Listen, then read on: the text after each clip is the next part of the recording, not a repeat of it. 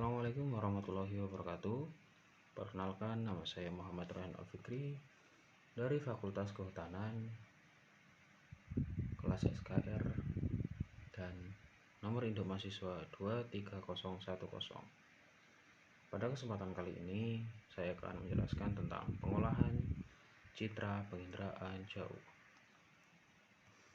Pengolahan citra atau foto udara atau foto drone. Yang pertama, interpretasi visual. Yang kedua, interpretasi digital dengan klasifikasi per pixel, analisis citra berbasis objek OBAA. Dan yang ketiga, transformasi spektral. Yang ketiga, artificial intelligence. Yang pertama, jaringan syaraf tiruan. Yang kedua, machine learning. Dan yang ketiga, deep learning. Interpretasi visual versus digital. Analisis manual dan digital mempunyai kelebihan dan kekurangan.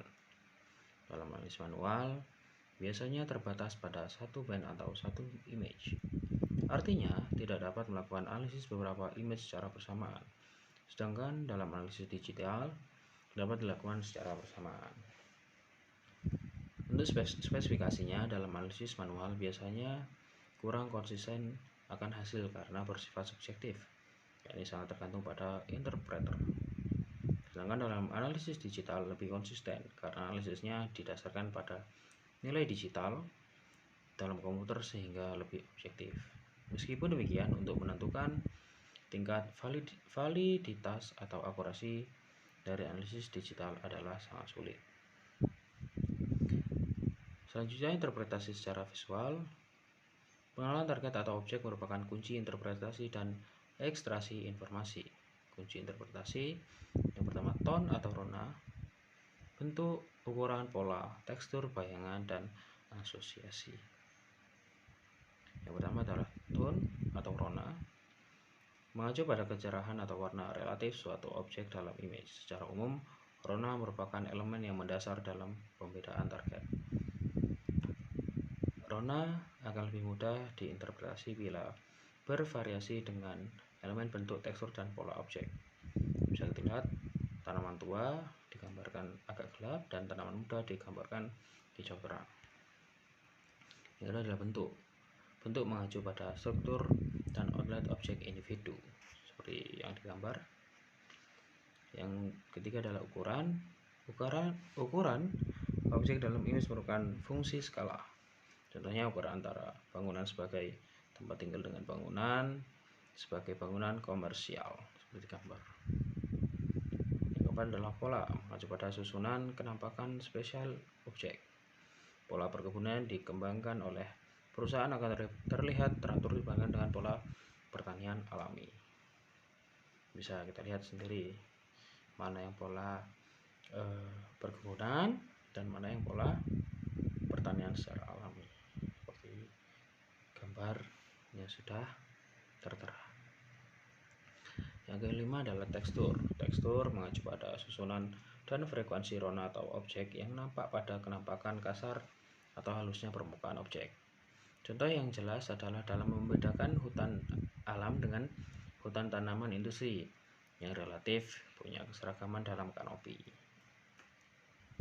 Gambar.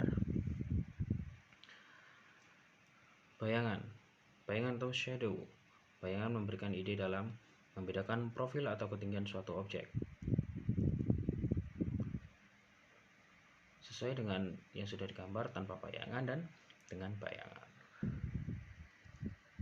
Yang ketujuh adalah asosiasi. Asosiasi berkaitan dengan hubungan antara objek terhadap objek yang lain.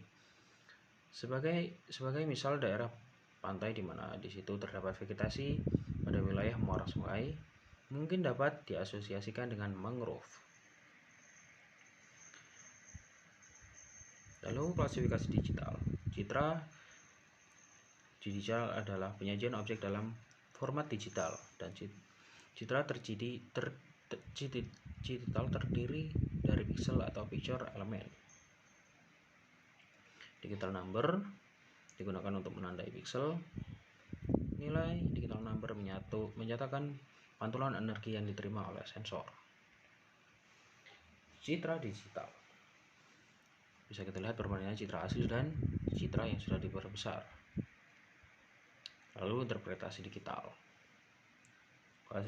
Klasifikasi per pixel dan klasifikasi dengan OBA. Citra digital, citra multipiksel merupakan data yang terjadi dengan 2 atau lebih saluran spektral masing-masing yang dihasilkan oleh sensor dengan resolusi spasial tertentu. Seperti pada gambar band 1 sampai 7. Display citra digital.